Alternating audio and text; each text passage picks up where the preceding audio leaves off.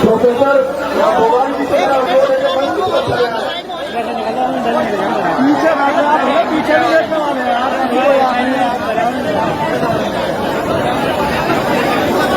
भैया बात माना। अब तो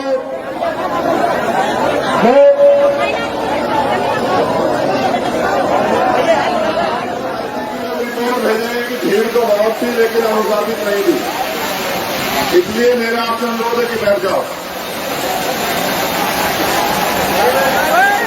1 मिनट का समय आप लोगों को बैठ जाओगे तो बहुत अच्छा होगा। आप लोग भी बैठ जाओगे।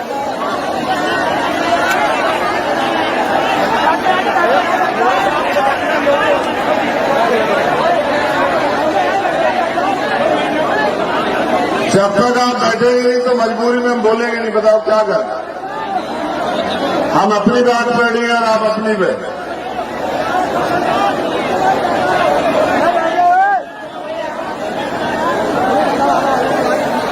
करता हूं यहां पहुंचे हर एक उस शख्स का, हमारी बहनों का, माओं का, बुजुर्गों का, नौजवानों का, युवा साथियों का, जिन लोगों ने अपना तन मन धन लगा के इतना अच्छा ऐतिहासिक प्रोग्राम जो है बिलारी की धरती पे कराया, उनके साथ साथ यहां जो आयोजक कमेटी है, सिकंदर बोस जी, कपिल आजाद जी, विनीत कुमार जी, विजय कुमार पुष्कर जी, प्रभात सिंघम जी और राम निवास जी, और इनके साथ जितने भी भीम आर्मी आजाद समाज पार्टी के समर्पित कार्यकर्ता जिन्होंने मेहनत की है, मैं उनका भी धन्यवाद करता हूं। जब मैं घर से चला था तो मैं सोच रहा था कि मौसम इतना बिगड़ा हुआ है, ऐसा ना हो मुरादाबाद के लोग घर वापस चले जाएं। लेकिन जैसे जैसे मैं आगे बढ़ता गया, आपकी संख्या भी बढ़ती गई, और जब मैं यहां पहुंचा तो मैं ये कह सकता हूं कि कोई भी आंधी तूफान आपका रास्ता नहीं रोक सकती, अगर आपने कोई चीज तय कर लिया तो बहुजन समाज में समय समय पर जन्मे सभी संतों, गुरुओं, महापुरुषों को नमन करते हुए परम पूजनीय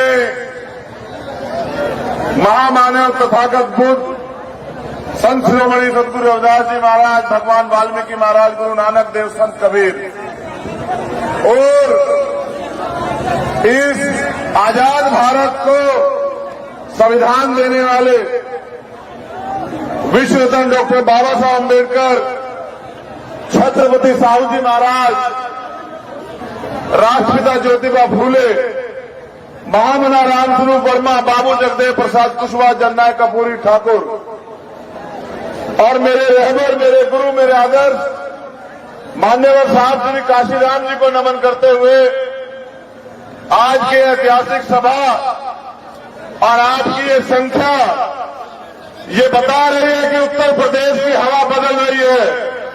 उत्तर प्रदेश का बहुजन समाज अब अंगड़ाई ले रहा है और वो गुलामी के बेड़े को काटने के लिए तैयार है।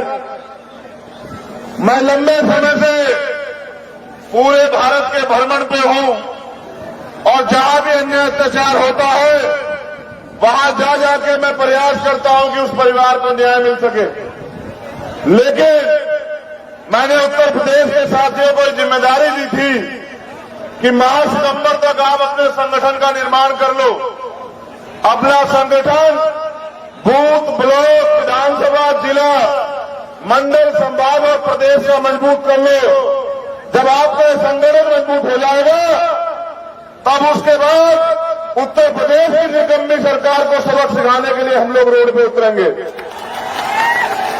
और जिस दिन हम लोग रोड पे उतरेंगे उस दिन ये सोई भी गूंगी बहरी सरकार जाग जाएगी और जो अन्याय अत्याचार कमजोर वर्ग के लोगों को, जो अन्याय अत्याचार एससी, एसटी, ओबीसी, माइनॉरिटी महिलाओं पर प्रदेश में हो रहा है, उन एक एक अन्याय अत्याचार का हिसाब इस गूंगी बहरी सरकार से हम लोग मांगने का काम करेंगे। और मुझे लगता है कि माह सितंबर खत्म होने से पहले आप लोगों ने कमर कस ली है और मुरादाबाद की सरजमी ऐलान कर रही है कि उत्तर प्रदेश की सरकार अब चेत जाए, उत्तर प्रदेश की गंदी बहरी सरकार अब समझ जाए।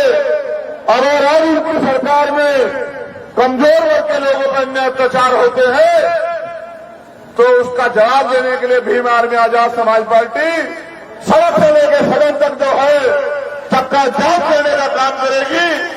यही ऐलान करने के लिए आज एक जनसमूह यहां उपस्थित है। साथियों,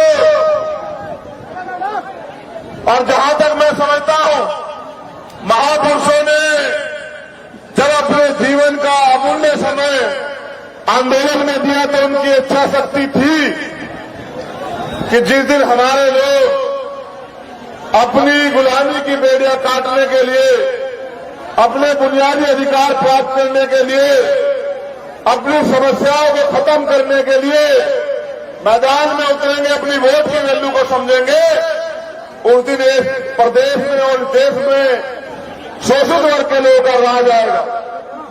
आज इस डबल इंजन की सरकार में जो उत्तर प्रदेश में भी है, केंद्र में भी कमजोर वर्ग के लोग और ज्यादा कमजोर हुए, उनके साथ जुल्म जाति में अत्याचार बढ़ा है। अगर मैं बात करूं बाबा साहब अम्बेडकर की, तो बाबा साहब अम्बेडकर ने कहा शिक्षित बनो, संगठित रहो, संघर्ष करो। मैं अपने नौजवान साथियों से ये अपील करूंगा कि वो मेरी इस बात पे गौर करें कि पॉलिटिक्स का मास्टर की राजनीतिक सत्ता की चाबी अपने हाथ में लेने के लिए संघर्ष करो। और हम लोग संघर्ष करते हैं रोटी कपड़ा मकान के लिए।